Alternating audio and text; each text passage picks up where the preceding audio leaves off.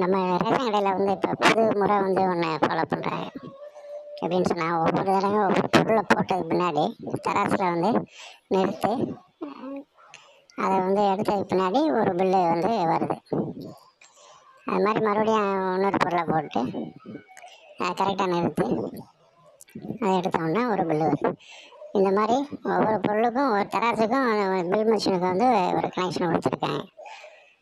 முன்னாடி எப்படின்னு சொன்னால், மொத்தமாக வந்து பில்லை போட்டுட்டு என்னென்ன பொருள்கள் வேணுமோ அந்த பில்லை அப்புறம் போட்டு மொத்தமாக வந்து ஒரு அந்த பொருள்களை போடுறவர் வந்து டக்கு டக்குன்னு நிறுத்தி போட்டு விட்டு போயிடுவார். அதுவும் இல்லாமல் இப்போ என்னன்னு சொன்னால், கரெக்டாக துல்லியமாக இருக்கணும். ஒரு கிலோண்ட ஒரு கிலோ தான், ஒரு கிராம் கூட குறைய இருந்துச்சாங்க பில்லு வர மாட்டேங்குது.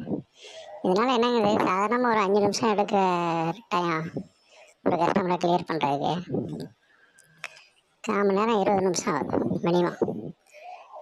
அதனால் என்ன ஆகுது, இப்போ உள்ள மக்களுக்கெல்லாம் வந்து ரொம்ப பெரிய எவ்வளோ நேரம் நிற்கிறது அப்படி இப்படின்னு சொல்லிட்டு, இது வந்து அங்கே உள்ள ஸ்டாஃபுகளுக்கும் ஒரு பெரிய டென்ஷன். இந்த சிஸ்டத்தை யார் கொண்டு வந்தது, என்ன இதனால் என்ன பெனிஃபிட்டு என்னன்னு தெரியல. இது வந்து நான் போய் பார்க்கும்போது இந்த மாதிரி கவனித்தேன், கேட்டேன் அவங்கள்ட்ட. இந்த மாதிரி புதுசாக இந்த சிஸ்டத்தை வந்து இன்ட்ரடியூஸ் பண்ணியிருக்காங்க.